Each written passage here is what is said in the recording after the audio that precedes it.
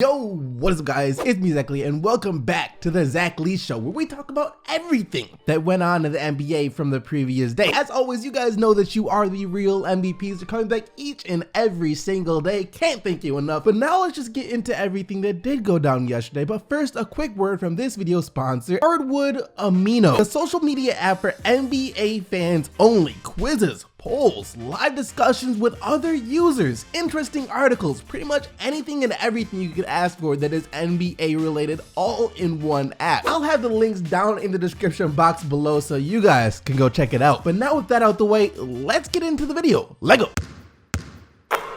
Well, by far the biggest news that came out yesterday regarded Andrew Wiggins, a key piece of this young core for the Minnesota Timberwolves, as reports came out saying that he isn't happy with his role on the Wolves. He doesn't like playing third fiddle to Karl-Anthony Towns and Jimmy Butler. On Wednesday, Darren Wolfson of KSTP said Wiggins has whispered to teammates about being discontent with his place within the squad. Off the rip, I have a hard time believing that stories like this are true. Whenever reporters or journalists say they hear whispers about a player saying something to another player, it's just really hard for me to believe that, because A, it's hard for me to imagine Andrew Wiggins going to another one of his teammates complaining about being the third option behind Jimmy Butler and Karl-Anthony Towns, and B, even if Wiggins did have that conversation with his teammates, how on earth are the media finding out about this? So I'm skeptical about this whole thing. But that being said, I'm not gonna say that this couldn't be true either. And over the following days, once the reporters catch up to Andrew Wiggins, they're going to ask him about this and he's going to deny it, because what else is he supposed to say? Anyways though, that aside, let's talk about this, because Andrew Wiggins is one of the more polarizing players in the NBA right now. And I say polarizing because he has the NBA world split into two sides. There are people all over here saying that Andrew Wiggins is a bust, or if you don't like using the word bust, that he has been a disappointment. And then there are people on the other side who say, well, how can you say that? He's averaged 20 plus points per game already and is only 23 years old, meaning that he can get better. How can someone that averaged 20 points per game be a bust? So let's take a look at the facts here. On the year right now, Wiggins is putting up basically 18 points per game on 44% shooting from the field, 32% shooting from deep, and only 64% shooting from the free throw line. Keeping it real with y'all, those are really underwhelming numbers considering that he was averaging nearly 24 points per game last year. And yes, Jimmy Butler did come to town, and that does take away some of the touches that Wiggins used to get. He was averaging 19 shots per game last year, and this year he's only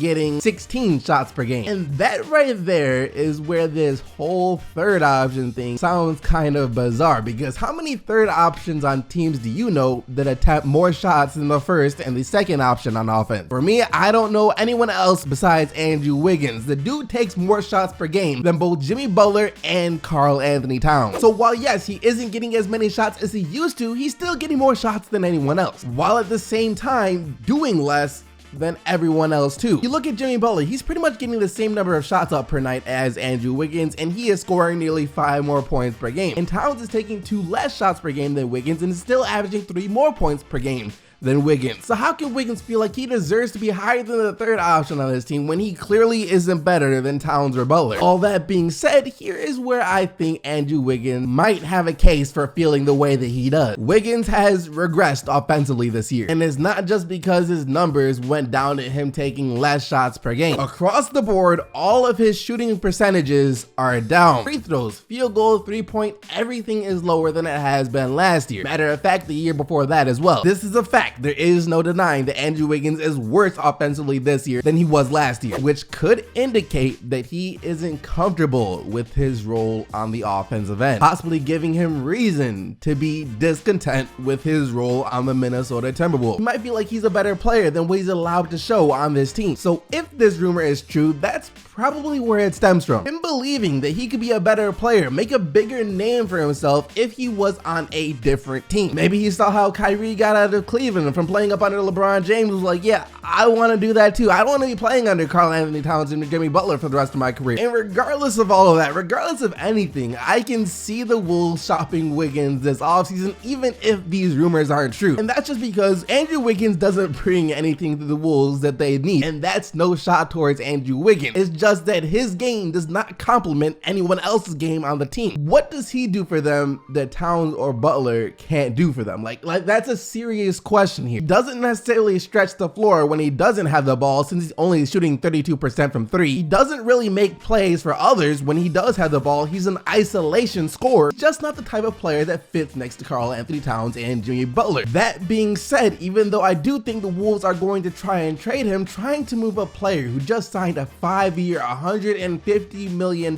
deal and who is having a down season is not going to be an easy thing to do. There's not going to be many teams willing to take a risk on Andrew Wiggins just yet. Who knows though? Maybe if LeBron James leaves the Cavs, the Wolves call up the Cavs and like, you know what? We'll give you Andrew Wiggins back in exchange for Kevin Love back. In other completely unrelated news, it seems like the Philadelphia 76ers are feeling good about the recovery that Markelle Fultz has made so far. As reports came out yesterday saying the Philadelphia 76ers have been encouraged by the progress Markelle Fultz has made with his shoulder situation, but there are no firm plans for him to return this week. And that is coming after Markelle Fultz uploaded another video to his Instagram account yesterday showing the progress that he has made. And yeah, from what I've seen in the highlights, it does seem like he has found his shooting form again, which is great, but it is still uncertain whether or not he will return for the Sixers this year. Either way though, I'm just glad to see that he's back to looking like Markelle Fultz again. Seems like every time the Lakers play now, something goes down. Yesterday though, the beef wasn't between their players and players from a different team, it was between two players on their team. Two Lakers going at it. Julius Randle and Isaiah Thomas, they had a bit of a heated exchange during a timeout in the third quarter.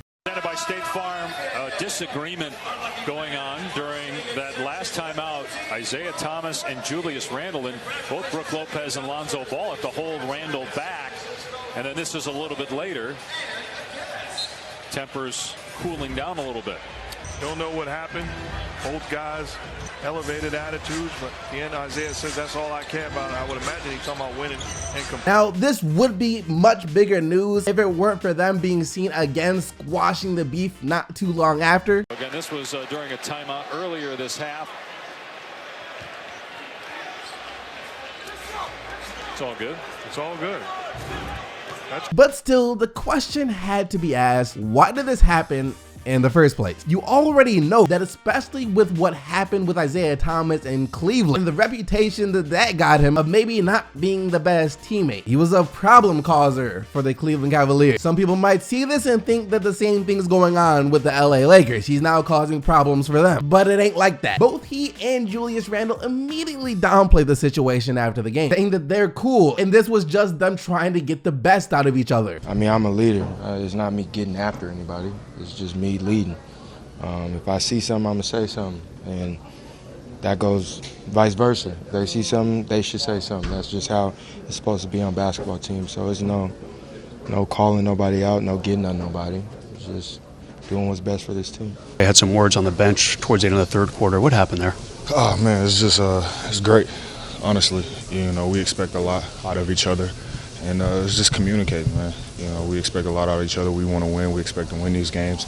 And, you know, we expect, you know, each other to play at a certain level. So, you know, it's just us being teammates. There's nobody I'd rather go to war with, you know, than IT. If punches were thrown or one of the guys like really had to be held back from going at the other, then this would be a completely different story. But this was obviously just a misunderstanding. Also, this isn't the first time that we've ever seen something like this happen. Don't forget about what happened between Kevin Durant and Draymond Green last season after Kevin Durant made a terrible play. Draymond Green went in on KD. You can get into something like this on the court and still be cool off the court. This doesn't mean that there's any bad blood between Isaiah Thomas and Julius Randle. There isn't any bad blood between Isaiah Thomas and Julius Randle. And to be honest with you guys, I'd rather see them go at it like this than just to let everything slide. You gotta be able to hold everyone accountable sometimes, even if that means getting up in their face. That does it for all the news from yesterday though. Now let's take a quick look at the games from last night. And I guess we will start off with this one. And if you watched the game, you might have noticed that Golden State was extremely short-handed. Not only without Stephen Curry, David West, and Jordan Bell, but there was no Klay Thompson for them either. And it'll be that way for the next couple of weeks, as it seems Klay Thompson will miss the next 2 weeks at least with a fractured thumb, which sucks for the Warriors right now, but who knows, in the long run this could be a great thing as it gets Klay some rest with the playoffs coming up. The Lakers though were also pretty short-handed in this game themselves, as they were not only without Brandon Ingram still, but Kyle Kuzma as well, who tweaked his ankle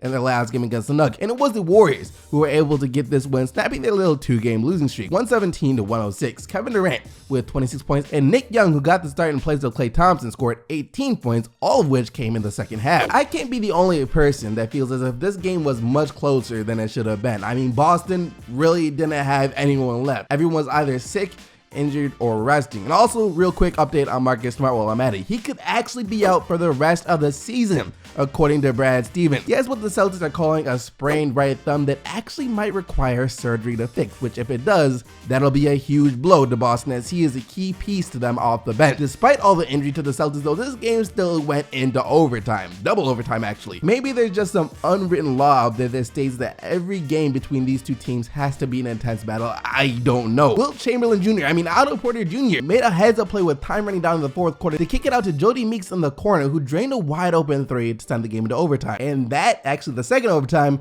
is when the Wizards came away with a 125-124 win over Boston. Marcus Morris may have had a defensive meltdown guarding that Meeks triple and made a couple of other bad plays down the stretch, but I mean, he was part of the reason that Boston didn't lose this game in regulation, as he scored 31 points. But Beal was the best player on the court yesterday, and he played like it, scoring 34 points while also dishing out 9 dimes and grabbing 7 rebounds. Well, it's now apparent that after getting blown out by the Spurs when they weren't able to hit a single shot pretty much, I believe the leading scorer in that game was Nikola Vucevic, and he only had 10 points, that the Magic has some personal vendetta against the Bucks and we're saving all their firepower for them, as Orlando was lights out from the field on the way to upsetting Milwaukee with the 126-117 win. Jonathan Simmons broke his career high in scoring for the second time this season as he netted 35 points, while DJ Augustine had 32 of his own. Well, the Bucks weren't the only team that suffered a bad loss yesterday. The Miami Heat fell to the Sacramento Kings in overtime, 123-119. Buddy Hield led Sacramento in scoring with 24, while Goran Dragic had 33 for the Heat. That was